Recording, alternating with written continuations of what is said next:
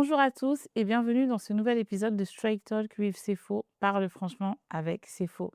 Aujourd'hui, nous accueillons un chantre qui est également évangéliste gospel, donc un chantre gospel. Comment tu vas, Samuel Elroy? Ça va très très bien et toi? Ça va super bien. C'est un honneur de t'accueillir aujourd'hui. Amen. Merci beaucoup d'être venu. Et bah écoute, est-ce que tu peux te présenter pour les personnes qui ne te connaissent pas? Ok. Moi, c'est l'évangéliste Samuel. Elroy est également chantre de l'Éternel. Voilà. Ok, c'est très simple. Au moins comme ça, c'est clair. That's it. Alors donc tu es également donc chantre et évangéliste. Est-ce que tu peux nous parler un peu de tes débuts dans le chant? Ok. Mes débuts dans les chants, alors c'est très drôle parce que de base, je chantais pas du tout. De base, je chantais pas. Je savais pas aussi. Bon, je jouais un peu aussi au piano. Je savais pas jouer du tout. Et après ma conversion, on va dire, j'ai voulu faire quelque chose pour Dieu. Et je me suis rapproché de la chorale de l'église, mais on m'a très, très vite fait comprendre que j'avais pas ma place dedans. OK. Ouais, je me rappelle encore, quand j'ai voulu rentrer dans la chorale, moi, on me laissait faire la batterie sur Percussion? les percussions sur les tables OK. pendant que les autres chantaient. Et OK. donc c'est un peu ça et dans mes débuts, par la grâce de Dieu, j'avais un conducteur qui avait cru en moi et c'est lui qui a eu à me former, à me faire comprendre que ça, voilà, Dieu voulait que je puisse Tu exercer chantes? là-dedans, voilà. Et pourquoi au départ, on ne voulait pas te laisser chanter? Pourquoi on voulait pas me laisser chanter? Oui. En gros, aujourd'hui, je trouve ça normal, en fait, parce que je me dis, j'avais pas les aptitudes pour le faire, j'avais OK. pas les compétences, j'avais pas la capacité Oui. et eux, c'était déjà des personnes affirmées, Ah OK. voilà. OK. Donc du coup, bah, Ça s'est fait au fur et à mesure. je perturbais, Tu perturbais? Oh là là, comment ça se fait? je Tu perturbais perturbais? leur programme, quoi. OK. Mais toi, tu voulais chanter? Oui, moi, en fait, je voulais servir Dieu, je voulais Oui. servir à quelque chose, donc je voulais chanter aussi. Je voulais être, voilà, je croyais qu'il y avait quelque chose que je pouvais apporter OK. dans côté de la chorale, quoi. Donc tu savais déjà? Le chant fait partie de ton appel ou c'est un plus? Bonne question. Oui, ça fait partie de mon appel parce que, pourquoi je savais? Parce que bon, je pourrais pas beaucoup détailler là-dessus, c'est vrai, mais en fait, avant même de commencer à chanter ou de commencer à exercer, j'avais reçu un message de Dieu qui OK, parlait, de mon appel, et à côté de mon appel, bah, les dons qui allaient accompagner mon appel et parmi ces dons-là, par lequel Dieu voulait me révéler au monde et ouvrir les portes, bah, il y avait le don du chant, en fait. OK. Justement, non, ça m'accompagne tous les jours, en vrai. Et ça, tu l'avais compris, dès le début, dès petit ou ça s'est fait au fur et à mesure? C dès on va dire, dans les alentours, je pense, de 2012. OK. Oui, donc Voilà, tu étais très jeune. Enfin, tu es j'étais toujours jeune, jeune, ouais, donc forcément, tu étais encore j'étais beaucoup encore plus petit, jeune. j'étais encore petit, ouais. Et est-ce que, tu peux nous parler avant que tu sois converti? Comment tu Mmh. as su, enfin comment, j'allais dire comment tu as su que tu es converti, mais plutôt, quelle est la transition entre avant que tu sois converti et quand tu as été converti? OK, OK, c'est une très bonne question. En fait, c'est un peu particulier. Pourquoi? Parce que, j'ai grandi dans une famille chrétienne Oui. et Dieu a commencé à m'utiliser très tôt, sans même que je sois conscient OK. de quoi que ce soit. Je vais donner des exemples. En fait, parce que j'ai fait les codymes dès le bas âge. J'étais déjà les codymes, j'avais, des affermissements dès le bas âge OK. et ça fait que je reproduisais ce que je voyais à l'église. OK. Un exemple, ça veut dire je vais venir, à l'écodyme, il y aura le message qui va être prêché à l'écodyme. En rentrant chez moi, Mmh. je vais réunir tous les enfants du quartier, mettre des chaises, créer une chaire, Mais c'est sérieux? donner des rôles aux gens, tel maman pasteur, tel. Pour toi, c'était un amusement? Enfin, tu te rendais pas Mais compte? j'étais un enfant, Oh donc je veux non! pas. Et quand on me relaxe tout Mais ça, c'est trop mignon! jusqu'à je me t'ai ça c'est drôle ça. On m'a dit que je m'étais donné carrément dans le quartier, moi je m'étais donné un prénom pasteur, c'était quoi le Past je me suis fait appeler pasteur, j'ai oublié le nom. Ma mère, elle me rappelle ça à chaque fois et le quartier m'appelait comme ça. Et tu avais quel âge? Là, je pense que c'est, quoi? Peut-être allez, pour ne pas en abuser, peut-être les 10, 11 ans Ah par là. ouais, donc pendant que les autres, eux, leur amusement, c'était de jouer peut-être au foot ou à la Voilà. corde à sauter ou je sais pas. Non, toi, tu Je réunissais des je gens? réunissais des gens et je répétais et voilà, je reproduisais exactement ce que je voyais à l'église Ah, mais c'est bien. et en gros, c'est là, après là, mon église ont un peu ouvert les yeux. Ils se sont dit Mmh. Il que y a quelque il y a quelque chose. chose. C'est comment ça peut être aussi naturel tes pères. Donc c'était un peu les premières des choses et donc on va dire que j'ai beaucoup eu déjà la base chrétienne dès le bas âge et mais comment je vais dire ça? Comment Ma ta rencontre personnelle avec le Seigneur? ma rencontre personnelle avec le Seigneur vraiment a eu lieu, heu, à une période où je m'étais un peu en fait, c'est paradoxal. Mmh. Ça veut dire que le bas âge, j'étais déjà proche de Dieu sans être converti. Mmh. Je sais pas comment je pourrais les Oui, ça, c'est des choses qui ne s'expliquent pas voilà. finalement. C'est que pourquoi? Parce que Dieu m'utilisait déjà dans certaines choses et j'aimais les choses de Dieu. Mais maintenant, à une période, le foot commençait à beaucoup m'attirer. Donc parce que moi, je suis né au Congo. OK, Donc en arrivant ici, j'ai été dans un milieu qui était, plus catholique, OK. alors que j'avais grandi dans un milieu évangélique de réveil. C'est-à-dire qu'en grandissant dans le milieu catholique, peu à peu, en fait, le feu commença à s'éteindre. Ah, forcément, oui, c'est pas du tout pareil, hein, c'est 2 choses différentes. Exactement. Le feu commença à s'éteindre Mmh. et ça fait que, j'ai commencé, les jeunes de mon âge aimaient le foot. Donc du coup, je me suis intéressé au football et oui, à un moment, je me rappelle, j'étais capitaine de mon équipe et les matchs, c'était les dimanches matins. Mmh. Du coup, il y avait un choix entre Oui, l'église et le match oui. et un jour, mon père m'a dit, «En fait, c'est pas possible que tu partes pas à l'église, donc tu dois faire un choix. Soit tu fais un dimanche sur 2». J'ai dit: «C'est pas possible parce que je suis capitaine, je veux être catho et dis-moi». Il m'a dit: «Bah, tous les samedis, tu viens à l'intercession. OK, Donc ça veut dire tu pars et les intercesseurs vont faire que prier pour toi tous les samedis». OK. Bah, le premier samedi où je suis allé, Oui. c'est là que Dieu m'a parlé. Voilà, c'est Oh! exactement, Et à ce moment-là, Dieu, il te parle et qu'est-ce que tu comprends? qu'est-ce que je comprends?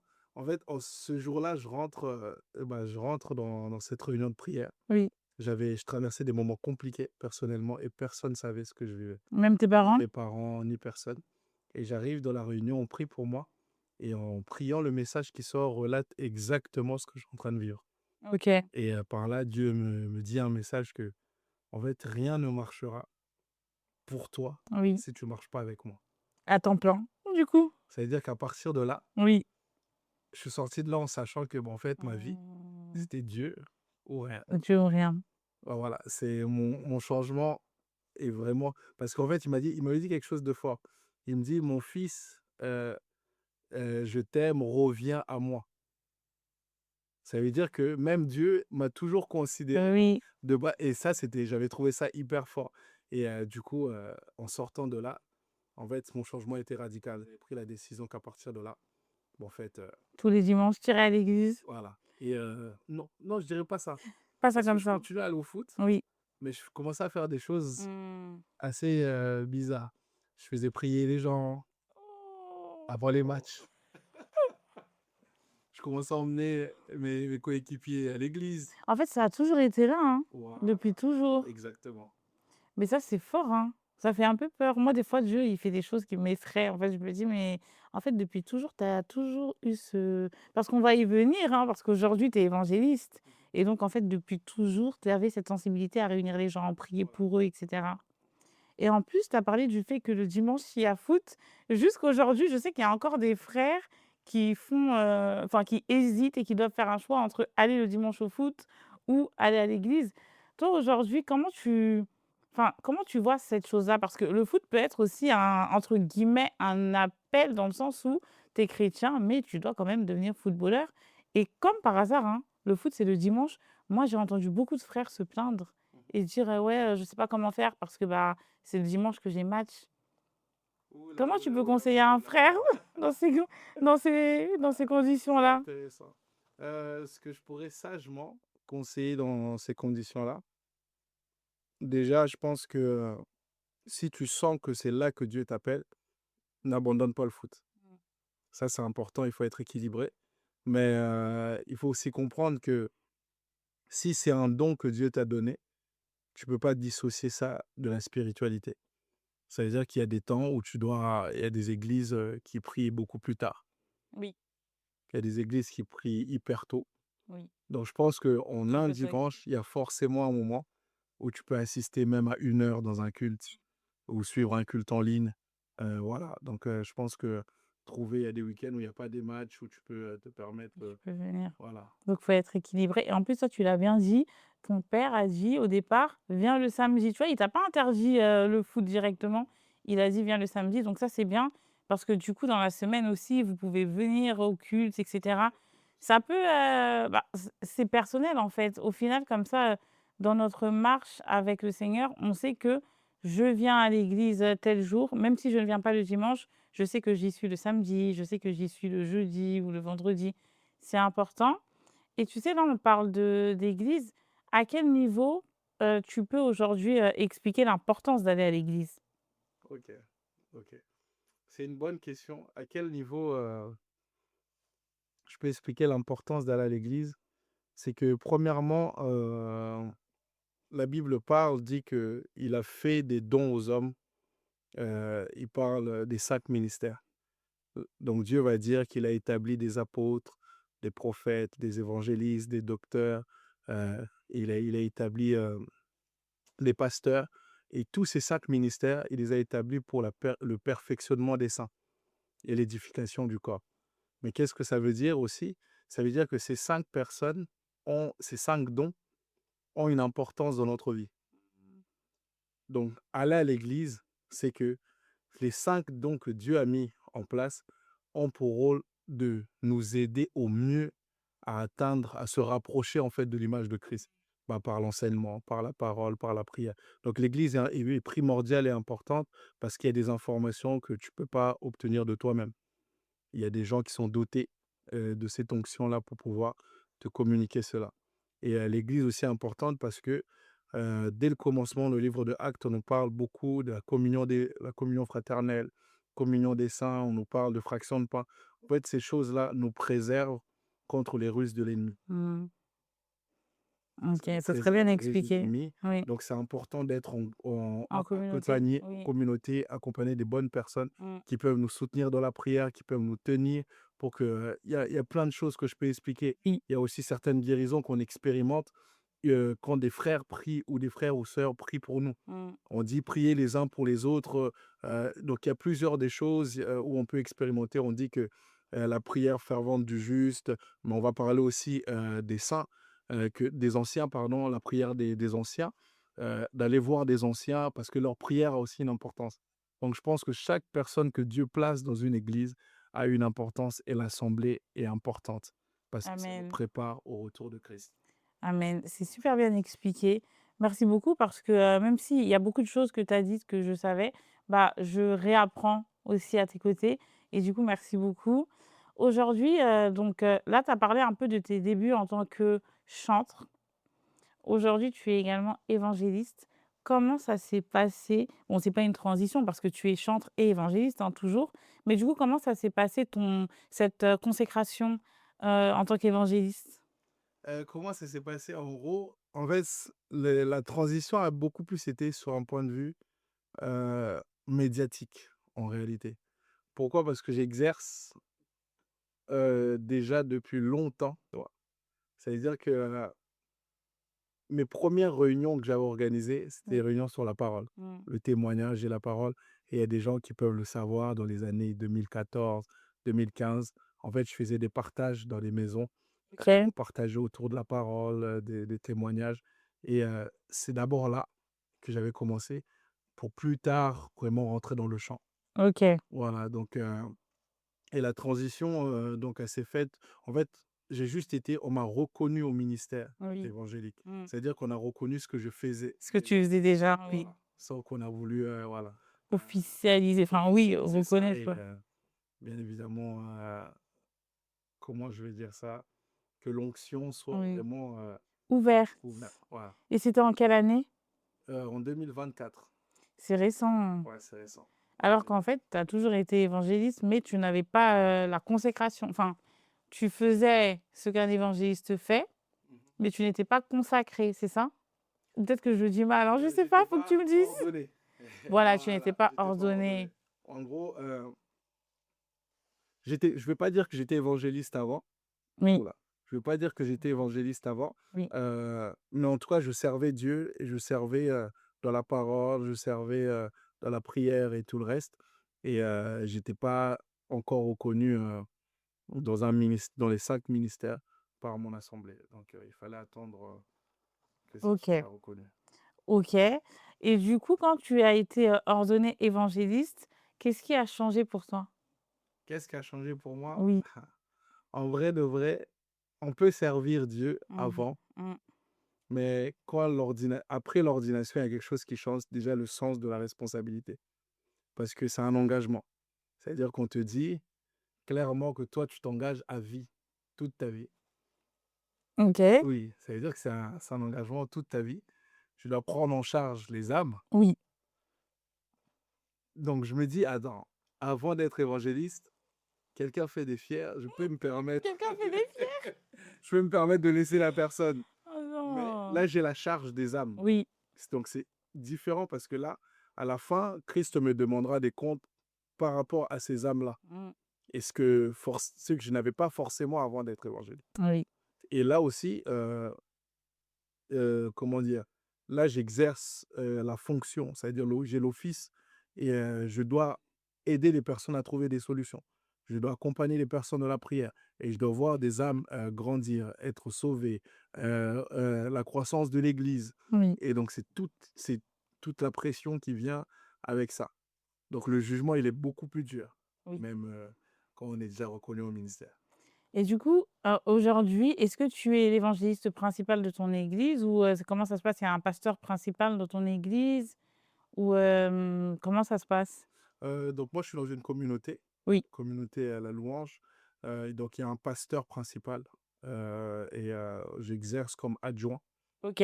du pasteur principal et le pasteur régional. OK. Est-ce que tu peux nous parler de JTD Ministries? OK, OK.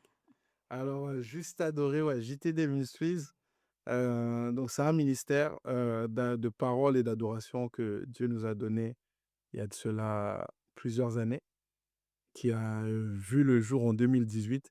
C'est très marrant d'ailleurs parce que, heu quand j'avais eu en gros, on va dire, pas ma conversion, mais quand j'ai commencé à vouloir rentrer dans les choses de Dieu pleinement. En fait, Dieu m'avait donné un message que, au-delà du chant que je vais chanter dans le monde et tout le reste, OK. que j'allais réunir des personnes OK. et qu'il y ait des personnes qui allaient être autour de moi et on allait beaucoup travailler. Donc j'avais cette vision-là Mmh. et je pensais que je me suis trompé 4 fois. J'aime toujours, tu sais, Oh! je me suis trompé 4 fois en OK. créant des groupes de chant OK. parce que j'étais persuadé que Dieu voulait que je crée des groupes de chant. OK. C'est-à-dire, j'ai créé des groupes de chant, ça marchait un temps, ça se fermait. Du jour au lendemain, les gens, ils partaient. OK. J'ai créé un autre groupe de chant et une personne qui s'est rebellée. Qui a fait fuir les autres? Oh là là Voilà. là là là là. Et je suis même rentré dans un groupe de musique. J'étais même devenu danseur. Ah! Pour... Tellement je cherchais à savoir. Je t'imagine pas danser. Il faut pas m'imaginer, c'est mieux. Je cherchais à savoir qu'est-ce que Dieu voulait réellement que je fasse. OK. Et c'est en 2018, plus principalement. En fait, en 2018, je me suis dit: «Ça y est, j'ai trop échoué.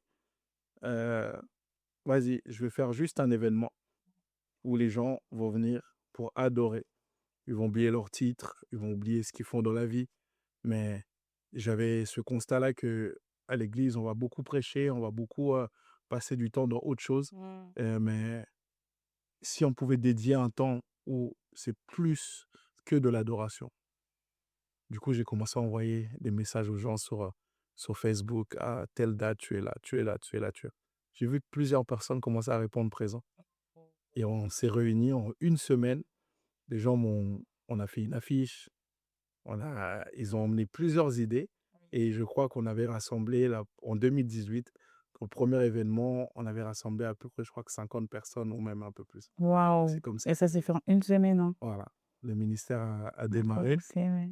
et du coup, à la fin du programme, la question c'était: «Est-ce que c'est fini?» Moi, pour moi, OK, c'était fini OK.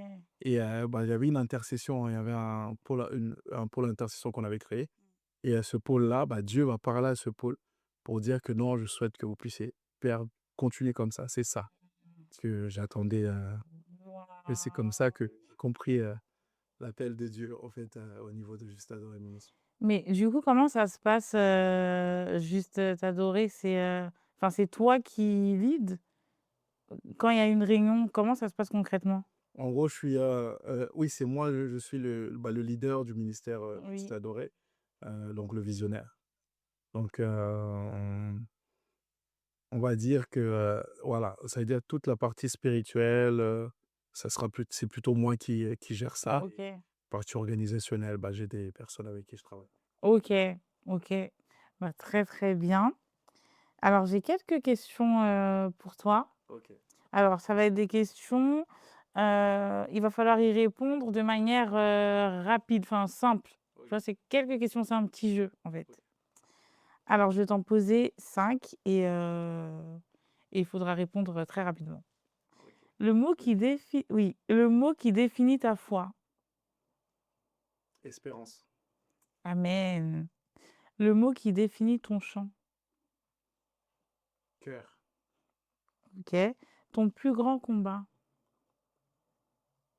Ouh là! Ouais, tu peux développer ça par contre. Eh! Ton plus grand combat. Mon plus grand combat Oui, à ce jour. de en fait, matérialiser ce que Dieu Attends de m'a toi. montré. OK. Ouais. Oh, ça c'est profond, hein, ce que tu viens de dire. Ça, Tu c'est l'as balancé comme ça, mais c'est profond. C'est très profond. Ta plus grande victoire. ma plus grande victoire, c'est ma conversion. Amen. Et une parole biblique qui te porte en ce moment. Je serre fort ta parole dans mon cœur afin de ne point pécher contre toi. Amen. Amen. Là, tu as parlé un peu de, entre guillemets, pas la lourdeur, mais tout ce que ça englobe d'être évangéliste. Aujourd'hui, comment, tu fais si, par exemple, tu as un moment de fatigue ou même pour t'organiser? Comment comment tu fais pour, prendre du recul par rapport à tout ce que tu fais? Comment tu peux juste, Comment tu prends du recul sur, le fait que tu sois évangéliste, le fait que tu gères aussi, bah, JTD et même par rapport à toutes tes différentes activités, comment aujourd'hui tu t'organises? comment je m'organise, en réalité, c'est que depuis plusieurs années, on va dire, le service de Dieu est ma priorité. Ça veut dire que je travaille, voilà, j'ai mon travail à côté, tout le reste, Mmh. mais on va dire du lundi au dimanche, Oui, 80 on va dire 80 des choses que je fais, c'est lié au service de Dieu. OK. Donc je fais tout pour que Dieu reste la priorité Mmh. et Et tu arrives à gérer? ouais, Tu arrives à gérer? Est-ce que miraculeusement, pas toujours, mais miraculeusement, ça va. oui. Est-ce que tu as déjà eu, un problème, au niveau même, enfin un problème, le mot est fort, mais est-ce que tu as déjà eu, oui, un problème au niveau de ton organisation, quelque chose qui a flanché à un moment et tu avais du mal, tu t'es remis en question et c'était vraiment une période où tu avais du mal à relever la pente? Oui, j'ai eu une année sombre, une année qui a été assez compliquée parce que j'étais à la fac de droit et cette année-là, je me souviens très bien, je crois que c'est 2018 en C'est plus. précis, oui. Ouais, 2018 parce que je me souviens que j'avais eu un message, on avait fait un événement JTD, j'ai eu un message que Dieu me donnait, que j'allais, réussir mon année qui reste. C'était une année, je m'étais énormément concentré, sur les choses de Dieu. Heu et en la fin de l'année, je rate, mon année. Je ne valide pas mon année. Première des choses, donc une grosse déception parce que je me pose, je me dis, Oui. comment je peux, je vais aller même loin. Je loupe mon année, mais parce que j'ai refusé de tricher dans certains événements, dans Partiel? dans les partiels où OK, tout le monde était en train de de voilà, tricher. c'était mauvais pied droit, je sais plus, donc où le prof, il était ailleurs, tout le monde était en train de tricher et là, j'étais posé là, j'ai refusé de le faire et du coup, quand je loupe mon examen, Oui. je me dis: «Ah! Et si j'avais Ah!» triché? Je me dis: «Ah!» Je dis: «Seigneur, j'ai fait tout ça là». Je me suis sacrifié pour faire des programmes et tout le reste et j'ai mis, mes études de côté et en fin de compte, je rate mon année et cette année-là, voilà, il y a ça et j'avais raté aussi, je crois que c'est les 2 choses qui m'avaient beaucoup affecté. J'avais raté, un vol pour Kinshasa, mais ça, c'est très Oh! marrant. Pourquoi c'est marrant? Parce que je paye mon billet, je prépare tout, je vérifie les documents, jusqu'à là, je m'aperçois de rien du tout. Heu La veille aussi, on vérifie, je fais les valises. Le matin, on prend la route pour l'aéroport. Pendant qu'on est en train de partir, l'esprit me dit: «Prends ton passeport».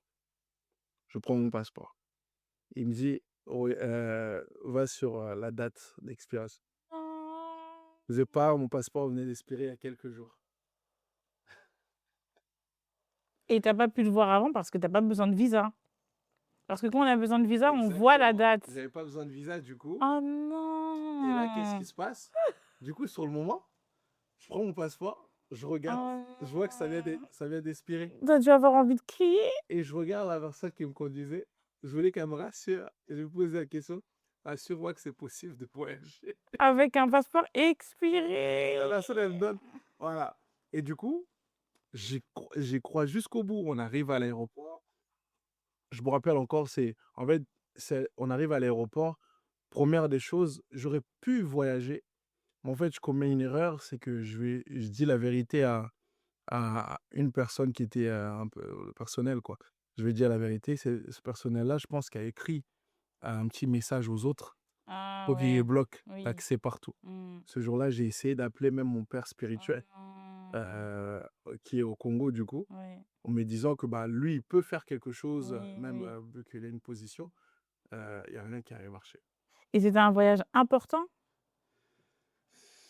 Pas si important que ça finalement, parce que je voulais voyager, je voulais Oui. aller, tu vois? Je voulais me changer, Bah oui, dans les tous les idées et cas, tout tu le avais quand reste. même pris ton billet et tout. Ouais, Voilà bah oui. et bah, je rate le voyage alors que tout le monde savait déjà que j'étais parti. Du coup Mais dire au revoir à tout le non, ça c'était incroyable. Je monde, suis dire au revoir à parti tout le monde. m'enfermer en Belgique pendant parce que c'était en décembre, aussi. Oui. C'est-à-dire pendant les c'est-à-dire je me suis enfermé pendant plus de 3 semaines dans une maison en Belgique Et tout pourquoi seul. tu t'es enfermé? Parce que Par tout le monde honte? savait que j'étais Oh au non! Congo. Mais comment tu leur as dit après? Tu leur as dit après que tu étais pas au Congo? Oui, parce qu'en gros, les gens qui étaient censés me récupérer, Ah bah oui. du coup, ils demandaient: «Tu en es où? Tu es arrivé où?» et c'était voilà, c'était quasiment une dépression que j'avais eu à faire cette période-là et je me rappelle, je voulais même plus servir, je voulais, Mmh. voilà, c'était assez compliqué. Tu as mis à jour ton passeport depuis? Ouais, là, je veille sur je Oh là reviens sur là. ça. OK, donc ça, c'était vraiment la même période. Les Ouais, partiels, le voyage, tout s'est suivi? ouais, C'était en 2018? 2018, ouais. OK, et par rapport au fait que tu sois aujourd'hui, évangéliste et chantre, du coup, est-ce que tu chantes toujours, dans ton église? Comment ça se passe? Oui, en fait, dans mon église, je suis multifonction. Mmh. Dans mon église, je joue au piano, OK. je chante, je prends des photos, Ah oui! OK. donc je suis assez multifonction, au niveau, je fais l'installation, je nettoie, OK, tu fais vraiment, je bah, fais là où il y a beaucoup de choses. besoin, bah, je suis là. OK, OK, très bien. Est-ce que tu aurais un mot à dire, à la jeunesse? Donc, notamment, toi, ton parcours est très particulier parce que tu as expliqué que dès petit, tu réunissais déjà les gens, pour prier et cetera. Mais une personne aujourd'hui qui ressent l'appel, mais qui a du mal à comprendre que enfin, à qui pas qui a du mal à comprendre, qui a du mal à l'accepter. Quel message, toi, tu pourrais donner aujourd'hui à ce genre de personne? Le message que je peux donner à une personne qui a du mal à accepter son appel, c'est que, premièrement, c'est que toute chose que Dieu fait est bonne. C'est-à-dire si Dieu t'a donné cet appel-là, c'est que la clé de ta vie, de la réussite de ta vie, moi, c'est ce que vraiment j'ai compris, c'est que ça dépend, de ça, en fait.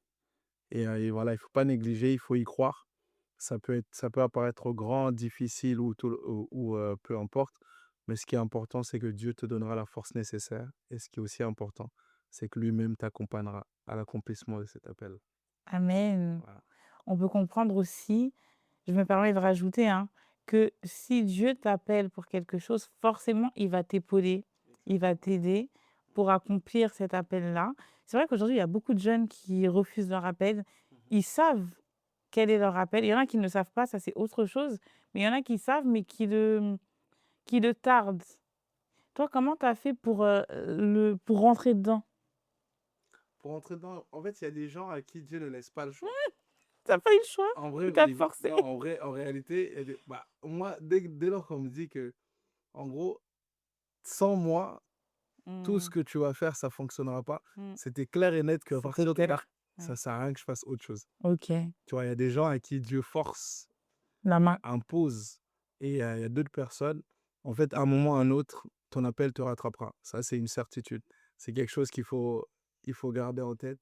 À un moment ou à un autre, ce qui est à toi viendra te chercher. Bah, écoute, merci beaucoup, Samuel Elroy, évangéliste. C'est vrai que moi, je t'ai connu, tu n'étais pas encore ordonné, donc j'ai pris l'habitude de dire: «Oui, Samuel Elroy», mais maintenant c'est évangéliste Samuel Elroy. Tu peux Merci m'appeler beaucoup. Samuel, il y a pas de souci. Samuel alors et tout. Merci beaucoup d'être venu. Merci à tous d'avoir regardé cette vidéo. On se retrouve très prochainement pour une nouvelle vidéo. À bientôt.